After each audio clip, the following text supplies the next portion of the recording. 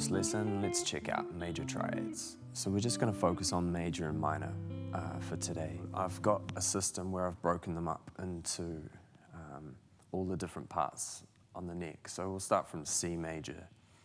And so our lowest C major on the guitar neck would be starting from the 5th, which is G, or the 3rd fret. So we build our first triad like this. And that's the lowest possible voice of C major that can be. So the next one is going to be this. The next one is going to be this. So now we've covered these 3 strings here. We're going to cover the next 3. So C, and then it's the next one, then the next one,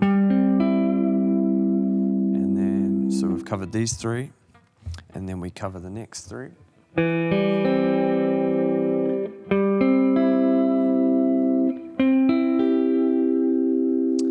And then we've got our last 3, so C, C, C. Okay, so now we've covered all bases of our C major triad on the neck. So we have this.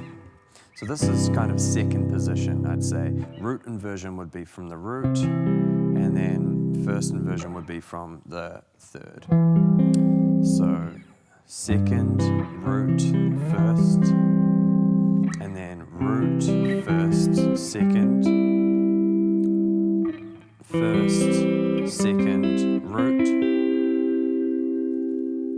and then second, root, first.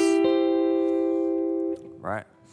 Okay, so what we're going to do now is we're going to try and take that around a cycle, so we're changing key just to force ourselves into getting to know them in different key centers, because we don't always want to be just playing in C major, right?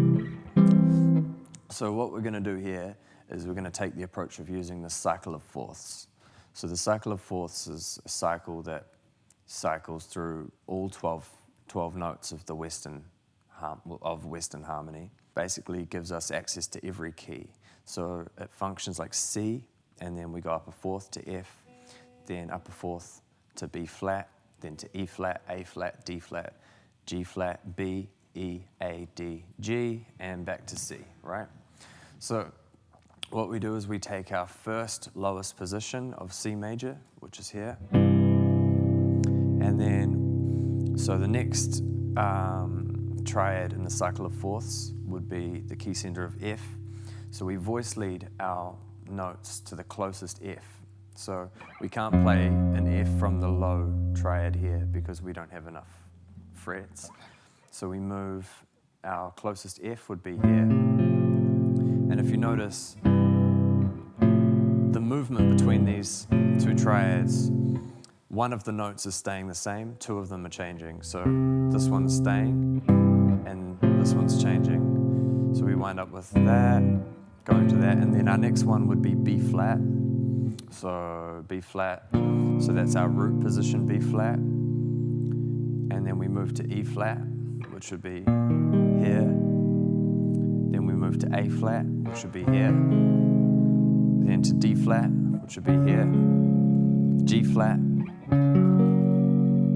B, E, A, D, G, and back to C. So we have this passage that goes C, F, B flat, E flat, A flat, D flat, G flat, B, E, A, D, G, C.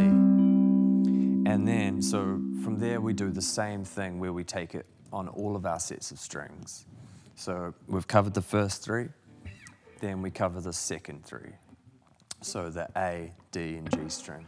So we got this C, F, B flat, E flat, A flat, D flat, G flat, B, E, A, D, G, C. And you notice that I'm talking about what I'm doing.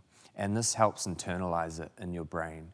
And even if you want to sing the top note of the triad, just to try and put yourself in more of a musical situation, as opposed to because it can get very theoretical. But this is something that, for me, is pretty much made my playing a lot easier because it focuses on me hitting chord tones, which are the 1, 3, and 5, which are very prominent notes in a scale.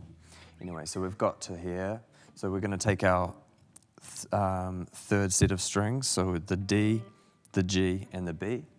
So we have C, F, B flat, E flat, A flat, D flat, G flat, B, E, A, D, G, C.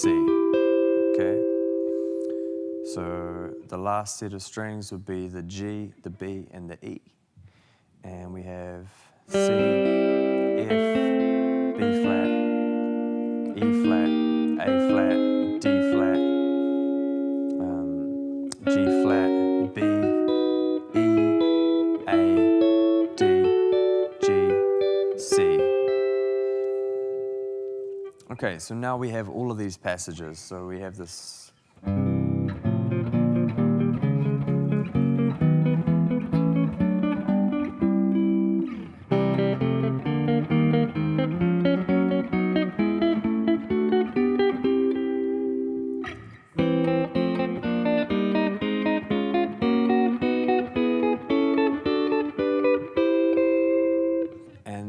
We can play a triad in any key now.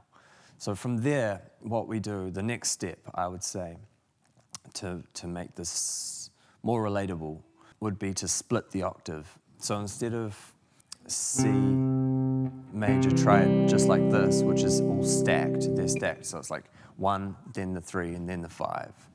What we have is we swap, instead of 1, 3, we go 1, 5, so 1, 5, and then we put the 3 up the octave. So it turns into, okay? So our lowest position of that would be, so this is a really beautiful chord for a C major voicing.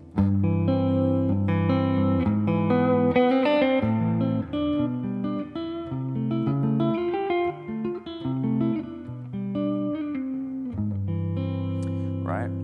Okay, so now we do the same process and we figure out our triads with the broken position. So we have this one, and then the one from the root would be, or you can finger it like this. I find both of them useful in different contexts. And then the last one. All right, so we have, do the same thing on the next set of strings, starting from the A string. We have,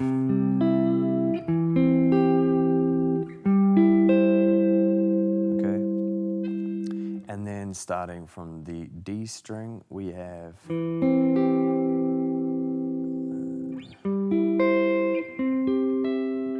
okay, so then we have all of our triads covered for C major. So we have this, this, this, then this, this, and then this.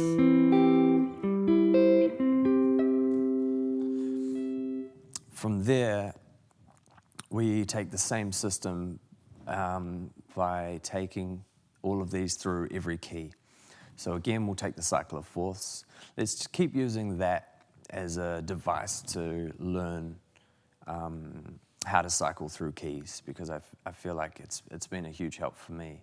So hopefully it will be a huge help for you. On the last set of strings, it would sound like, so we have C, F, B flat, E flat, A flat, D flat, G flat, B, E, A, D, G, and last one, C. So after learning all these major shapes and triads, we're going to do the same thing, but flatten the third and make them all into minor.